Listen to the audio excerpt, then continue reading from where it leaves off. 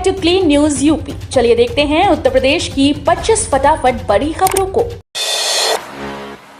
प्रदेश के 38 डीडीआरसी का खर्च उठाएगी सरकार, दिव्यांगजनों को आसानी से मिल सकेंगी सुविधाएं। उत्तर प्रदेश में स्थापित 38 जिला दिव्यांग पुनर्वास केंद्रों को मजबूत करने के लिए योगी सरकार ने इन केंद्रों को राज्य के वित्तीय संसाधनों से संचालित करने का प्रस्ताव तैयार किया है।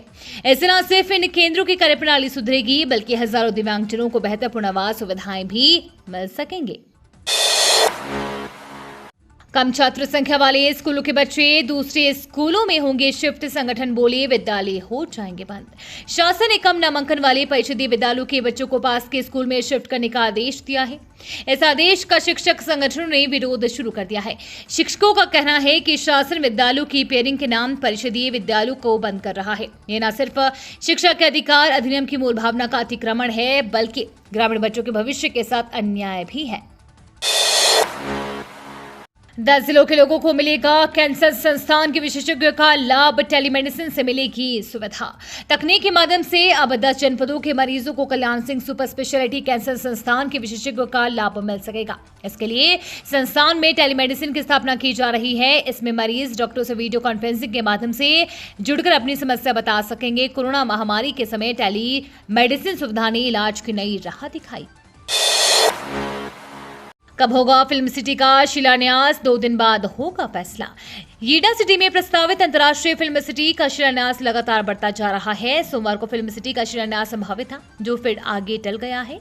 अब शिलान्यास की अगली तारीख पर यानी आज बुधवार को बोनी कपूर यमुना प्राधिकरण के मुख्य कार्यपालक अधिकारी डॉक्टर अरुणवीर सिंह से मिलकर बातचीत करेंगे। इसके बाद फैसला होगा।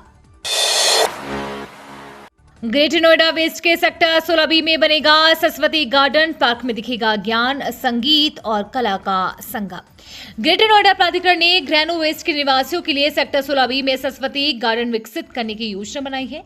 सरस्वती गार्डन ज्ञान, संगीत और कला की देवी मां सरस्वती को समर्पित होगा। इस गार्डन में ओपन लाइब्रेरी भी होगी, जिसमें छात्र अध्ययन कर सकेंगे। अवैध कब्जे नहीं रोकने पर 5 कानूनगो जिले से बाहर भेजे जाएंगे। सरकारी जमीनों पर अवैध कब्जे होते रहे, लेकिन राजस्व कर्मचारी अनदेखा किए। अफसरों के निरीक्षण में यह सामने आया। इसके अलावा कई सरकारी जमीनों पर हाल ही में कमिश्नर ने अवैध कब्जों पर रिपोर्ट तलब की। इसी क्रम में कमिश्नर रोशन जैकब के निर्देश पर 5 राजस्व निरीक्षक यानी कानूनगो शहर से बाहर भेज दिए गए हैं। एडमिशन के लिए कट ऑफ लिस्ट हुई जारी। आज को बुलाए गए छात्र। आगरा कॉलेज ने सोमवार को शैक्षणिक सत्र 2025-26 में विभिन्न पाठ्यक्रमों में प्रवेश के लिए कट ऑफ लिस्ट जारी कर दी थी। कॉलेज ने BBA, BCA के साथ BCom में प्रवेश के लिए आवेदन करने वाले छात्रों की पहली कट ऑफ जारी कर दी है। छात्र छात्राओं को प्रवेश के लिए आज से कॉलेज बुलाया जाएगा। फ्री बीटेक ऑफर के बावजूद IIT कानपुर फिर न बन सका JEE टॉपरों की पसंद। IIT कानपुर एक बार फिर टॉप 100 मेधावियों को नहीं भाया। टॉप 100 को शुल्क शिक्षा के लिए स्कॉलरशिप देने के बावजूद 6 वर्षों से संस्थान का यह सपना अधूरा है। 2019 में ऑल इंडिया 95वीं रैंक हासिल करने वाले छात्र ने यहां प्रवेश किया था। जोसा की ओर से जारी किए गए सीट अलॉटमेंट के पहले चरण में 147वें रैंकर ने ITI कानपुर का चयन किया है। CCSU में सर्टिफिकेट व डिप्लोमा के साथ योग में 3 वर्षीय डिग्री पाने का मौका। इंटर के बाद ट्रेडिशनल प्रोफेशनल विषयों में प्रवेश का विकल्प तलाश रहे छात्रों के लिए योग में भी करियर की राह खुल सकती है। प्रमाण पत्र और डिप्लोमा के साथ छात्र योग में 3 वर्षीय डिग्री हासिल कर सकते हैं। चौधरी चरण सिंह विश्वविद्यालय कैंपस एवं संबद्ध कॉलेजों में इस वक्त पंजीकरण चल रही है। मुक्त विवि से भी योग में डिप्लोमा सर्टिफिकेट एवं डिग्री की पढ़ाई की जा सकती है। यूपी में डीएम और सीएमओ के आपसी झगड़े ने लिया सियासी रंग। 2 धड़ों में बटे बीजेपी नेता सपा भी उठा रही है सवाल। उत्तर प्रदेश के कानपुर में जिलाधिकारी और मुख्य चिकित्साधिकारी के बीच का विवाद अब और गहरा होता जा रहा है। कुछ दिन पहले डीएम जितेंद्र प्रताप सिंह ने शासन को चिट्ठी भेजकर सीएमओ डॉक्टर हरिदत्त नेमी को हटाने की सिफारिश की थी। जब ये बात सामने आई तो मामला और गर्मा गया। जैसे ही डीएम की सिफारिश की खबर बाहर आई तो विधानसभा अध्यक्ष और कुछ विधायकों की ओर से सीएमओ के समर्थन में चिट्ठियां सोशल मीडिया पर वायरल होने लगी। इन चिट्ठियों में सीएमओ को न हटाने की मांग की गई है। ये विवाद प्रशासनिक नहीं बल्कि सियासी रंग भी लेने लगा है। ग्रेटर नोएडा में 7.5 लाख रुपए में एयरपोर्ट के पास प्लॉट 8,288 की आएगी स्कीम। उत्तर प्रदेश के ग्रेटर नोएडा से बड़ी खुशखबरी सामने आई है। यमुना अथॉरिटी जल्द ही संगठित क्षेत्र के आर्थिक रूप से कमजोर लोगों के लिए यीडा सिटी में एयरपोर्ट के पास 7.5 लाख रुपए में प्लॉट स्कीम लाने की तैयारी कर रही है। फ्लैट की स्कीम तो पहले भी आती रही है, लेकिन जिले की तीनों अथॉरिटी में पहली बार इस तरह की प्लॉट स्कीम आने जा रही है। यूपी से इजराइल गए कामगारों को बंकर में रहने के निर्देश। 112 कंपनियों से जुड़े हैं हजारों लोग। इजराइल के यूपी के 5,952 कामगारों को लेकर प्रदेश सरकार लगातार समन्वय एजेंसी के संपर्क में है। ये कामगार इजराइल की 112 कंपनियों में काम कर रहे हैं। मिसाइल हमलों के बीच कामगारों को बंकरों और कार्यस्थलों में ही रहने के निर्देश दिए गए हैं। इजराइल में मौजूद यूपी के कामगारों की सुरक्षा को लेकर प्रदेश सरकार चिंतित है। इस संबंध में प्रदेश सरकार के साथ समन्वय करने वाली एजेंसी एनएसडीसी इंटरनेशनल से लगातार बात हो रही है। एमएमएमयूटी में बनेगी रोबोटिक्स और ऑटोमेशन लैब। इसी सत्र से मिलेगी माइनर डिग्री। मदन मोहन मालवीय प्रौद्योगिकी विश्वविद्यालय के मैकेनिकल इंजीनियरिंग विभाग में 98 लाख रुपए की लागत से रोबोटिक्स एवं ऑटोमेशन लैब बनाई जाएगी। मैकेनिकल इंजीनियरिंग विभाग के assistant professor doctor Rajesh Kumar Singh ने लैब की स्थापना के लिए विस्तृत प्रस्ताव तैयार किया, जिसको विद्या परिषद और वित्त समिति की स्वीकृति भी मिल गई है। यूपी विधानसभा में सपा कांग्रेस साथ रहेंगे, अखिलेश यादव का ऐलान। समाजवादी पार्टी अध्यक्ष अखिलेश यादव ने विधानसभा चुनाव 2027 को लेकर अपना रुख साफ कर दिया है। उन्होंने मंगलवार को कहा कि इंडिया गठबंधन बरकरार है, उसी में विधानसभा चुनाव 2027 लड़ेंगे। सपा प्रमुख के इस बयान से न सिर्फ गठबंधन की एकजुटता का संकेत मिला है, बल्कि आने वाले चुनावी समीकरणों को लेकर भी बड़ा संदेश गया है। बरेली में बुजुर्गों और दिव्यांगों को मिला सहारा। मंत्री बीएल वर्मा ने 377 लाभार्थियों को बांटे 2134 उपकरण। खुशी से हिले चेहरे। बुजुर्गों और दिव्यांगों की जिंदगी आसान बनाने के लिए एक बड़ी पहल की गई है। राजकीय इंटर कॉलेज ऑडिटोरियम में मंगलवार को एक कार्यक्रम में उन्हें मुफ्त सहायक उपकरण बांटे गए। ये कार्यक्रम केंद्र सरकार की राष्ट्रीय वयोश्री योजना और एडीप योजना के तहत हुआ। कार्यक्रम का शुभारंभ केंद्रीय सामाजिक न्याय राज्य मंत्री बीएल वर्मा ने किया। उन्होंने कहा, ये लोग कमजोर नहीं है, बस उन्हें थोड़ा सहारा चाहिए। ये उपकरण उन्हें आत्मनिर्भर बनाएंगे। बिजली महंगी होने की आशंकाओं के बीच शुरू हुई विरोध की तैयारी। 22 जून को महापंचायत में उठेगा मुद्दा। विद्युत कर्मचारी संयुक्त संघर्ष समिति ने निजीकरण के साथ ही बिजली दर बढ़ाने के प्रस्ताव का भी विरोध शुरू कर दिया है। मंगलवार को समिति पदाधिकारियों ने आरोप लगाया है कि प्रबंधन उपभोक्ताओं की जेब काटने पर उतारू है। ये भी आरोप लगाया गया है कि भीषण गर्मी में हजारों श्रमिकों का स्थानांतरण करके बिजली व्यवस्था बेपटरी करना चाहता है। 5 साल में 3000 लोगों का धर्मांतरण, अब कराई जा रही है घर वापसी। पीलीभीत जिले में नेपाल बॉर्डर से सटे गांव के ग्रामीणों की कमजोर आर्थिक स्थिति, अशिक्षा और अंधविश्वास का फायदा ईसाई मिशनरियों ने उठाया।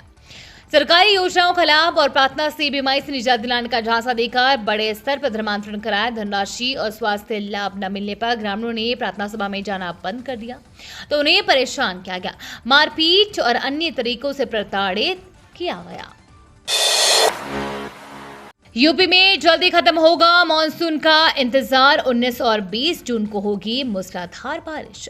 उत्तर प्रदेश के लोगों को झुलसा देने वाली लू और तपिश वाली गर्मी से अब राहत मिलने वाली है। मानसून का इंतजार अब खत्म होने वाला है। मौसम वैज्ञानिकों का कहना है कि आज 18 जून की देर शाम से लेकर 19 जून के बीच प्रदेश के पूर्वी हिस्से से होते हुए यूपी में मानसून दाखिल होगा। इसके साथ ही 19 व 20 जून को प्रदेश में पूरब और पश्चिम के विभिन्न इलाकों में मध्यम से भारी मानसूनी बारिश के संकेत हैं। जन औषधि केंद्रों में दवाएं हुई और सस्ती। बीपी, शुगर, मस्तिष्क से जुड़ी दवाइयों के दाम भी घटे। सरकारी अस्पतालों में खुले जन औषधि केंद्रों पर अब पहले से भी सस्ती दर पर दवाएं मिल रही हैं। कई जेनरिक की दवाओं के दाम कम हुए हैं, जो पहले महंगी हुआ करती थी। इनमें बीपी, शुगर व मस्तिष्क से जुड़ी कई दवाएं हैं। केंद्र प्रभारियों का कहना है कि दवाओं की नई खेप आने के बाद दाम कम हुए हैं। यूपी को 23 जून को मिलेगी एक नई यूनिवर्सिटी। राष्ट्रपति के हाथों होगा लोकार्पण। तैयारियां तेज। महायोगी गुरु गोरखनाथ आयुष विश्वविद्यालय का लोकार्पण राष्ट्रपति द्रौपदी मुर्मू के हाथों 30 जून को कराने का कार्यक्रम प्रस्तावित है। इससे पहले सीएम योगी आदित्यनाथ द्वारा आयुष विवि के निरीक्षण के बाद जिम्मेदारों को विवि के अधूरे कार्यों को 22 जून तक पूर्ण कराने के निर्देश दिए थे। निर्देश के बाद लोक निर्माण विभाग के अधिकारियों द्वारा प्रतिदिन निर्माण कार्यों का निरीक्षण एवं समीक्षा की जा रही है। श्री काशी विश्वनाथ मंदिर में शुरू हो चुकी है नई सुविधा, सीएम योगी ने किया शुभारंभ। मुख्यमंत्री योगी आदित्यनाथ श्री काशी विश्वनाथ धाम व काशी कोतवाल काल भैरव का दर्शन पूजन किया। इसके बाद योगी ने श्री काशी विश्वनाथ मंदिर में ऑडियो गाइड की सुविधा का भी शुभारंभ किया। योगी ने विकास परियोजना का निरीक्षण करने के बाद श्री काशी विश्वनाथ गर्भगृह में षोडशोपचार पूजन कर लोक कल्याण की कामना की। काल भैरव मंदिर में भी विधि विधान से पूजा अर्चना की। सीएम योगी का मथुरा विजन, वृंदावन से गोकुल तक बनेगा 17 किलोमीटर लंबा नेचर वॉक पाथवे, 50 करोड़ रुपए होंगे खर्च। इको टूरिज्म को बढ़ावा देने के लिए वृंदावन से गोकुल तक नेचर वॉक पाथ बनेगा। ये 17 किलोमीटर लंबा होगा जबकि 2 मीटर चौड़ा होगा। इस पर 50 करोड़ रुपए खर्च होंगे। उत्तर प्रदेश ब्रज तीर्थ विकास परिषद वन विकास के साथ मिलकर इस पर काम करेगा। पाथवे के दोनों ओर विभिन्न प्रजातियों के पौधे लगाए जाएंगे। मुख्यमंत्री योगी आदित्यनाथ के मथुरा विजन 2030 को लेकर कृष्ण की नगरी में तेजी से विकास कार्य कराए जा रहे हैं। श्रावण में कांवड़ यात्रा को लेकर प्रशासन सतर्क, संवेदनशील इलाकों में ड्रोन से होगी निगरानी। एसएसपी ने दे दिए निर्देश। आगामी श्रावण माह में निकलने वाली कांवड़ यात्रा को लेकर बरेली प्रशासन ने सुरक्षा और व्यवस्थाओं को लेकर कमर कस ली है। एसएसपी अनुराग आर्य के निर्देशन में यात्रा मार्गों की पहचान और सुधार का काम युद्ध स्तर पर जारी है। प्रशासन का उद्देश्य इस बार यात्रा को पूरी तरह सुरक्षित, शांतिपूर्ण और व्यवस्थित बनाना है। प्रशासन ने श्रद्धालुओं की सुविधा के लिए शहर और ग्रामीण क्षेत्रों में कांवड़ मार्गों की पहचान शुरू कर दी है। यूपी में 504 ग्राम पंचायत घटी, अगले साल अप्रैल में चुनाव कराने की तैयारियां शुरू। यूपी में 504 ग्राम पंचायत कम हो गई है और अब 57,695 ग्राम पंचायत में चुनाव होगा। पंचायती राज विभाग ने आंशिक पुनर्गठन की अधिसूचना जारी कर दी है। अब ग्राम पंचायतों की संख्या में कोई फेरबदल नहीं होगा। अगले साल अप्रैल में पंचायत चुनाव कराए जाने की तैयारियां शुरू कर दी गई है। प्रधानों के अलावा 826 प्रमुख ब्लॉक और 75 जिला पंचायत अध्यक्ष भी चुने जाएंगे। अफसरों की लापरवाही, यूपी में भी पैक्स को कंप्यूटरीकृत करने की योजना फेल। उत्तर प्रदेश में बहुउद्देशीय प्राथमिकी कृषि सहकारी समिति को कंप्यूटरीकृत करने की योजना अफसरों की लापरवाही का शिकार हो गई है। केंद्र सरकार के स्पष्ट निर्देश के बाद भी यूपी में 3000 बीपैक्स को कंप्यूटरीकृत करने का कार्य 31 मई टीके पूरा नहीं हो पाया। यही नहीं, तमाम बीपैक्स में लगाए गए कंप्यूटर की गुणवत्ता को लेकर सवाल उठे हैं और कंप्यूटरों की खरीद में भी गड़बड़ी के आरोप है। तो ये थी आज की 25 फटाफट बड़ी खबरें। अगर आपको न्यूज पसंद आई हो तो वीडियो को लाइक और शेयर जरूर करें। धन्यवाद।